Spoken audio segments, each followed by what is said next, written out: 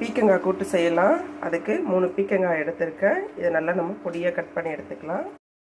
கூட்டுக்கு தேவையான துவரம் பருப்பு 1 கப்பு, பச்சை பருப்பு 1 கப்பு. துவரம் பருப்பு பச்சை பருப்பு ரெண்டுத்தையும் நல்லா கழுவி எடுத்துக்கிட்டாச்சு. இந்த ஸ்டேஜில் வந்து நம்ம கட் பண்ணி வச்சுருக்கிற பீக்கங்காயை சேர்த்துடலாம். இதோட மஞ்சப்பொடி, பெருங்காயப்பொடி, உப்பு இதெல்லாம் சேர்த்துக்குவோம். 4 பச்சை மிளகா, 2 தக்காளி, பெரிய தக்காளி கட் பண்ணி வச்சுருக்கேன். கூட்டு தாளிக்கிறதுக்கு 2 ஸ்பூன் எண்ணெய் விட்டு கடுகு பொரிஞ்சிருச்சு, கருவேப்பிலை போட்டாச்சு. நம்ம நெக்ஸ்ட்டு பொடியை நறுக்கி வச்சுக்கிட்டு வெங்காயத்தை போட்டு வதக்கி எடுத்துக்கலாம். வெங்காயம் பாதி அளவுக்கு தான் வதங்கணும், ரொம்ப முழுசாக வதங்கக்கூடாது. வெங்காயம் பாதி அளவுக்கு வதக்கி வச்சு இதில் வந்து தக்காளியை போட்டு தக்காளியை வதக்கி எடுத்துக்கலாம்.